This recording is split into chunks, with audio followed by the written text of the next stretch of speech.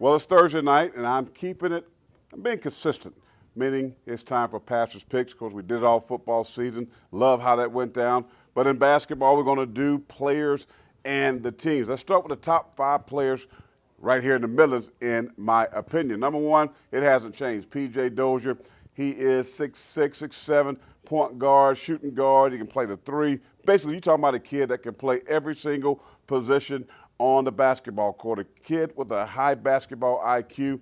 Has not lit it up, so to speak, all the time, but, you know, they need to get him the ball more. He's my number 1 player in the Midlands. Number 2, Cedric Woods, the most athletic probably out of all these guys. He's a guy that plays point guard, several high-level offers. He's a kid at Hammond at a private school, but these guys are playing some major competition, and he shows up and he shows out. Number 3, mama, here comes that young man again. Tevin Mack, a kid that feels disrespected. Feels like he's slighted by the other 2 names. He's going to VCU to play for Shaka Smart. He's a guy that's smooth and just silky smooth. He's a kid that don't have a lot of hops. Don't see him dunking the basketball like Cedric was, but he has game. He can shoot the jumper. He can dribble and drive, and also he has a high basketball IQ. Number 4, Devontae Shuler. Now, here's the most intriguing out of the group to me because he is a sophomore playing for Tim Whipple over at Irmo, a 6'2" point guard.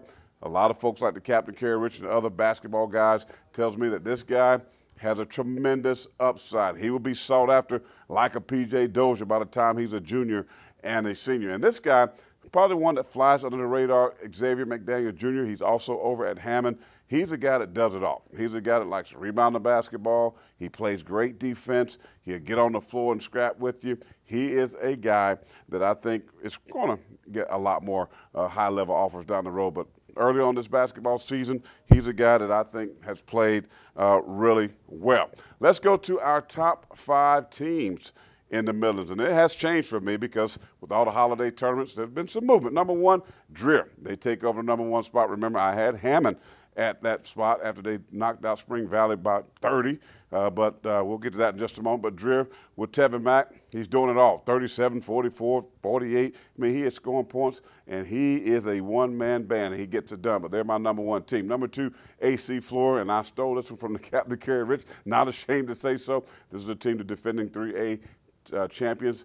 They are a team that's very consistent and solid. I think they'll make some noise now that we get in the region play, and then later on in the playoffs. Number 3, Irmo. Tim Whipple, maybe the best coach here in the Midlands, been doing it for a lot of years, a tremendous teacher of the basketball game, great system in place, and has changed a little bit based on what he's used to been doing, but he has changed his offense and tempo now.